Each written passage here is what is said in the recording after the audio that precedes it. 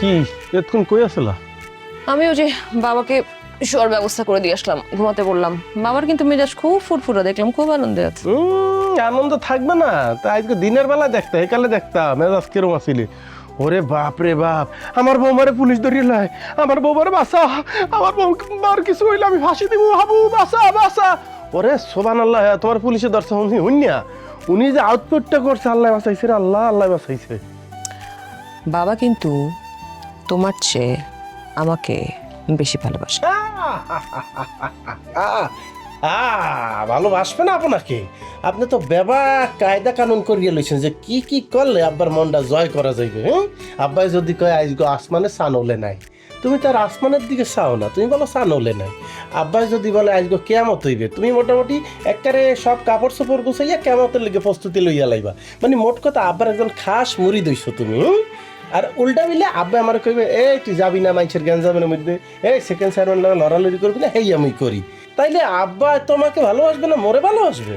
এই আব্বার বেবাক ভালোবাসা তুমি একলাই পাইতে আসো, হেই না? তুমি বলতে চাইছো বাবার ভালোবাসা আমি একা পাচ্ছি, তুমি কিছু পাচ্ছ না? পাইতে আসি না। পিওর এতিম বোঝো, পিওর এতিম। মুই হইলাম যে পিওর এতিম, আমায় তো নাই গেছে।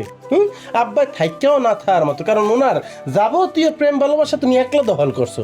এরপরে মোর যে একমাত্র স্ত্রী, হেও 2 দিন পর পর মোরে থেরেট দিয়া কমে জানি যায় বনবাসে, আমার হালাই থিয়া। খোটা দিচ্ছ মনে হচ্ছে। কি খোটা কি? যাও নাই তুমি? আমি গেছি কারণ আমাকে যেতে বাধ্য করা হয়েছে, হ্যাঁ। আমাকে অবহেলা করা হয়েছে, তাই আমি চলে গেছি। কেন মনে নাই যে আমি 100 বার করে বলেছিলাম প্লিজ চলো হাবু আমরা একসাথে যাই, এই গ্রামের পরিবেশ আমার ভালো লাগছে না, মানুষ আমাকে বিরক্ত করছে, আমি কষ্ট পাচ্ছি, আমরা একসাথে গিয়ে কয়েকদিন ঢাকা শহরে থেকে আসি। তুমি গেছিলে আমার সাথে, তুমি তো যাও নাই, এখন আমাকে দোষ দিচ্ছ কেন? আচ্ছা গেছো তুমি রাগ করে যে তোমার বাপের বাড়ি উঠতা, তুমি যাইয়া একবার মনে গুয়ন্ত নাও কারাগারে হাইন্দে গেছো। পুরো ঢাকা শহর আমি সাইড চালাইছি, তোমার তো গাইয়া পাই না।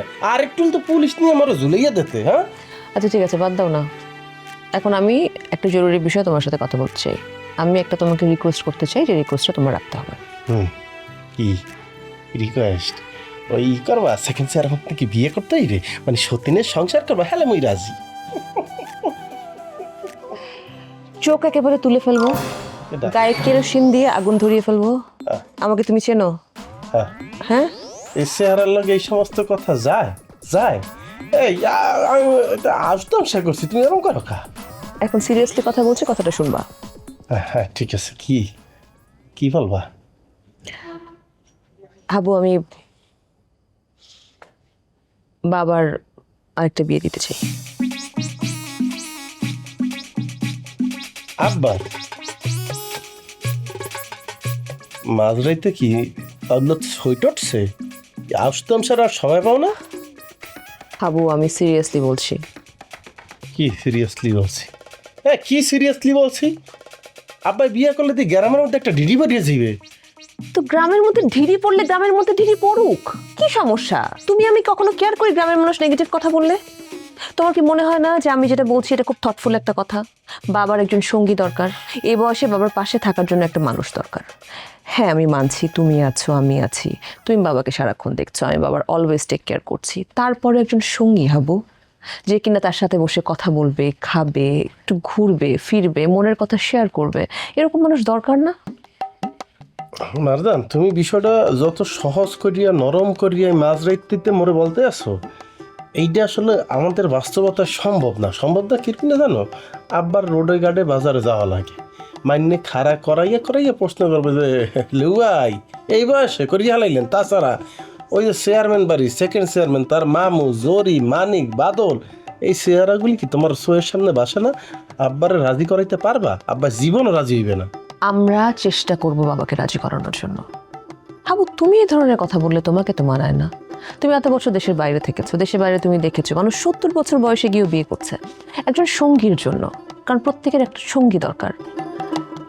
আজকে তুমি ব্যস্ত থাকো, কয়দিন পরে দেখা যাবে আমি ব্যস্ত হয়ে যাচ্ছি, তখন বাবার সাথে কে থাকবে? বাবাকে কে টাইম দিবে? বাবা অসুস্থ হলে বাবার পাশে, বাবার কাঁধে, বাবার মাথায় কে হাত দিবে আমাকে বলো তো?